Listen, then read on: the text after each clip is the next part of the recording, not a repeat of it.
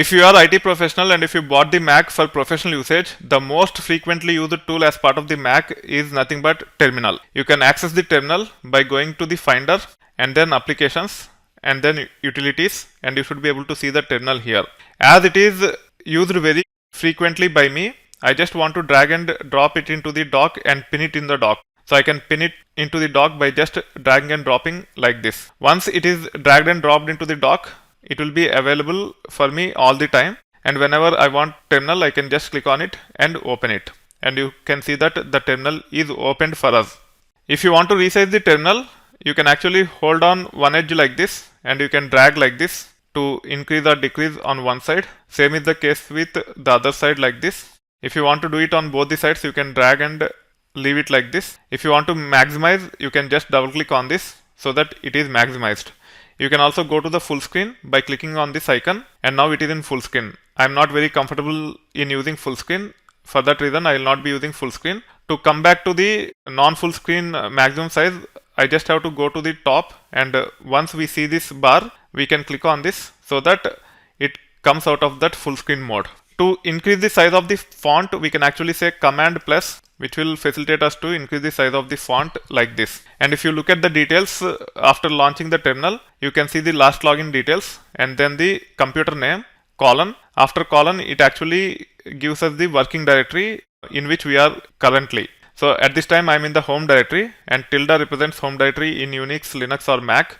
That's why you see tilde here. If I switch to a different directory like documents, you can see that this is changed to the documents. This is the username using which I have logged into the Mac, and when we actually launch the terminal, it will show the username like this. Before we start using terminal, we need to recollect that Mac is nothing but Unix flavor. So all the Unix based commands, shell scripts can be executed on the Mac using the terminal. So in this case, let's say I want to list the files. In Unix or Linux, the command is ls. The same command will work here to list the files and directories. If I want to get the list of files and directories with the details, then I have to say ls-l, which is again a Unix or Linux command. So all those traditional Unix and Linux commands will work as part of the terminal. Not only that, if you want to overwrite any environment variables, you can update .profile or .bash profile, whatever is relevant. I think .profile is relevant when it comes to terminal. On top of these things, you can also run shell scripts to validate the data if you try to troubleshoot the data related issues on your Mac. So you can actually use the terminal for the commands as well as shell scripts. On top of it, you can also use terminal to connect to the remote servers such as production servers, UAT servers as well as development servers, irrespective of the flavor of Unix or Linux operating system that is running on the remote servers. Using SSH based approach, you can use SSH command to actually connect to the remote machine. You can run SSH keygen to generate the private key as well as public key, and you can ship the public key onto the authorized keys of the remote servers, and you should be able to enable passwordless login between your Mac through terminal onto the remote servers, and so on and so forth. We will see those details as we proceed further. Here you need to understand that as Mac is Unix flavor, we should be able to use Mac terminal the same way as we use Unix or Linux terminal. Now let us see how we can control the behavior of the terminal. For that, we need to go to terminal, preferences, and you should be able to see these tabs. We have general, profiles, window groups and encodings. I don't use encodings that often. For that reason, I am not going to cover this. Window groups is also not used by me that often, but it is very important, and I might cover window groups in detail at a later point in time, and hence for now I am passing it on. Then profiles, we will spend some time in understanding the profiles, and also general. These are the most important preferences when it comes to customizing the behavior of the terminal.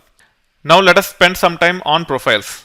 The default profile is basic. With basic, we get white as background color, black for text and bold text, and light blue for selection. For that reason, when I say shell and then say new window and say new window with profile basic, it actually opens with the basic profile because it is default. And for basic profile, the color combination is this. You can also hit command and here, and it will open a new window, and you should be able to see that it is opened with basic profile itself. That being said, let's go to the preferences, and if you want to change the default profile, we can select a particular profile using which we want to launch the new terminals, and then we have to click on default, and then that profile will become default. Now if I hit command N, it actually opens a new window with the new color combination. With Red Sands, the background is red color and the foreground is gold color, especially the text and bold text. And when we select, it selects using black color. So this is how you can actually change the default profile. Now if you go to preferences once again, and if you go to general, you see that new window with profile is changed to Red Sands because that is default now. And then when it comes to shell opens with, we have default login shell as well as command complete path. By default, it uses default login shell. However, if you want to run a particular command when the terminal is opened, then we have to choose this command and we have to give the path for the command. And we have to give the complete path or fully qualified path for the command. I typically use default login shell only. I don't customize globally, and hence I am leaving it like this. However, in future we might change and we will see at that time.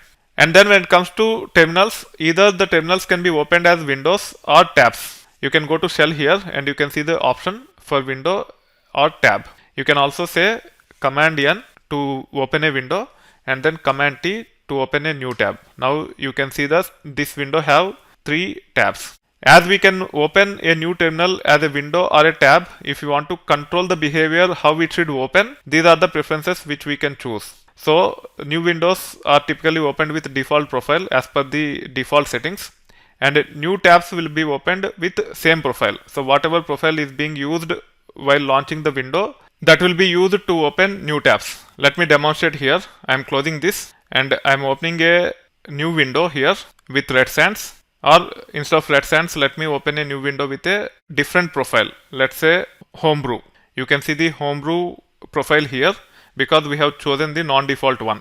Now, as preferences say, to open new tabs with same profile, not the default profile, as this window is using Homebrew as profile, now if I say command T, it opens the new tabs with the same profile as what is used to open the window itself. Now if I close this, and if I go to the preferences and if I say default profile, and then if I go to shell and then say new window Homebrew, even though the new window is opened with Homebrew, when I open new tabs, it opens with the default profile, which is nothing but Red Sands. So that is the relevance of these settings or these preferences when we want to open the terminal as window or tabs. So typically the tabs should be opened with same profile as the window in which we are trying to create the tabs, and hence I am changing it to same profile here.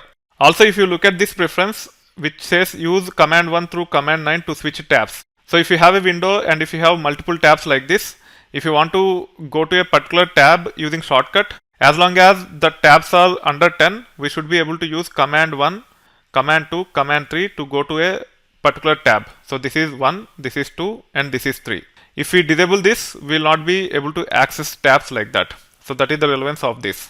So this is the quick overview of the terminal. We'll be using terminal quite extensively and we'll actually get in-depth knowledge of terminal as we proceed further. Also, instead of using terminal, I'll be using a tool called as OmyZSH. It is similar to terminal, but it has several advanced features which are not available in terminal. For that reason, we might transition to OmyZSH very soon, and from there we'll explore how to install softwares using terminal or OmyZSH, how to run commands, how to develop shell scripts, how to connect to the remote servers, how to set up AWS CLI, Google Cloud, etc. So all those relevant tasks which are common for many stakeholders who are hands-on technically will be covered quite extensively as we proceed further.